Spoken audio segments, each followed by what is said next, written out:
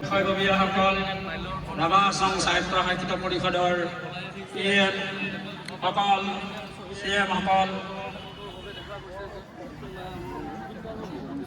যোনটোৱে আঞ্চলিক ৰাভা ছাত্ৰ সন্থাৰ বিষয়ববীয়াকে ধৰি আজি এই অনুষ্ঠানৰ শ্বহীদ তৰ্ক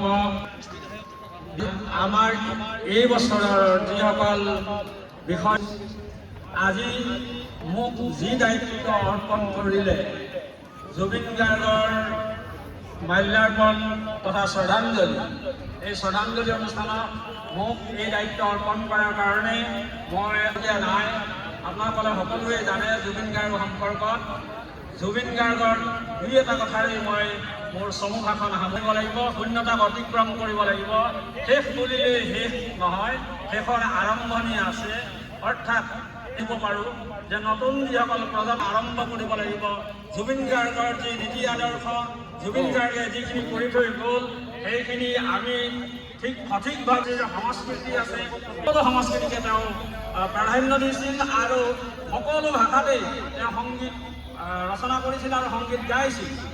গতিকে আমি তেওঁৰ যি আদৰ্শ, তেওঁৰ যি নীতি, সেই নীতি আদৰ্শৰে আমি হিমাৰাণী ৰাভালৈ শ্ৰদ্ধাঞ্জলি জনাই আছে তেখেতৰ স্বামী কুশৰদাস ৰাভাই, আৰু শ্ৰদ্ধাঞ্জলি জনাব তেখেতৰ কন্যা বিচিত্ৰা ৰাভাই। তিৰেশ ৰাভালৈ শ্ৰদ্ধাঞ্জলি জনাব তেখেতৰ ডাঙৰ বোৱাৰী। যোগাব লাগিব, অন্যথাই আমাৰ যি কৃষ্টি সংস্কৃতি, এই কৃষ্টি সংস্কৃতি আমাৰ যি বিশ্বৰ দৰবাৰত যেনেধৰণে প্ৰতিষ্ঠা হ'বলৈ গৈছে, অসমৰ যিবিলাক হেৰাই যাব বিচৰা যিবিলাক তাৰপিছত আমি চিনাকি দিবৰ কাৰণে অনুৰোধ জনাইছোঁ ৰাভা আছাম সাহিত্য পৰিষদৰ সন্মানীয় কাৰ্যবাহী সদস্য প্ৰবত কলিতাদেৱ, তেখেতক চিনাকি দিবৰ কাৰণে অনুৰোধ জনাইছোঁ। তাৰপিছত চিনাকি দিবৰ কাৰণে অনুৰোধ জনাইছোঁ নিখিল ৰাভা ছাত্ৰ সন্থাৰ সন্মানীয় সভাপতি মতিলাল ৰাভাদেৱ, তেখেতক চিনাকি দিবৰ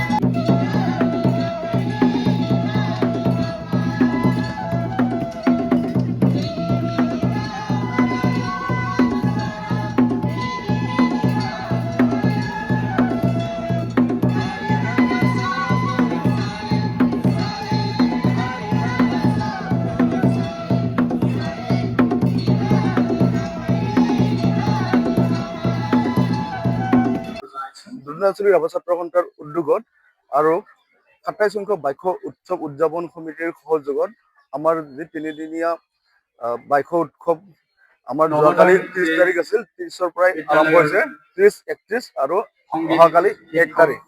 গতিকে আমাৰ এই তিনিদিনীয়া কাৰ্যসূচীত যোৱাকালি 30 তাৰিখে আমাৰ পূজা, যিটো বাইশ পূজা হয় আমাৰ ৰাভা জাতিৰ জাতীয় পূজা। গতিকে সেই বাইশ পূজা আমাৰ যোৱাকালিৰ পৰাই চলি আছে আৰু আজি পৰ্যন্ত চলি আছে আমাৰ বাইশ। আৰু ইয়াতে আমাৰ আজি 31 তাৰিখে ৰাতিপুৱা আমাৰ পতাকা উত্তোলন হৈ গৈছে আৰু শ্বহীদ তৰ্পণ, তাৰপিছত জুবিন গাৰ্গৰ ছবিত প্ৰতিচ্ছবিত মাল্যাৰ্পণ আৰু শ্ৰদ্ধাঞ্জলি।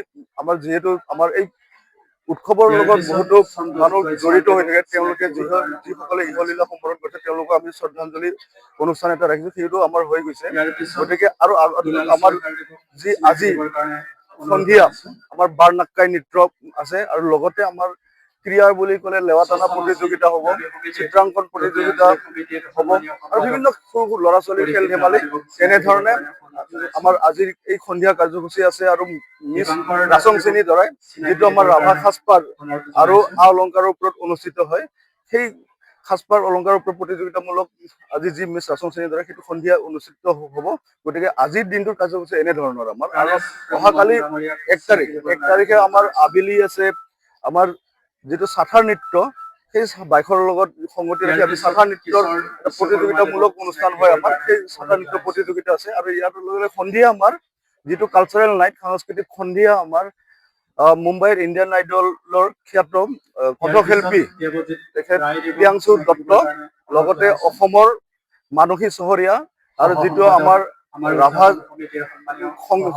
কণ্ঠশিল্পী, তেওঁলোক হ'ল ক্ৰমে মৌলিক ৰাভা, সুকন্যা ৰাভা, ৰূপাঞ্জলি ৰাভা, তেওঁলোকৰ গীতৰ ভৰাই আমাৰ অহাকালিৰ প্ৰগ্ৰামটোত আছে।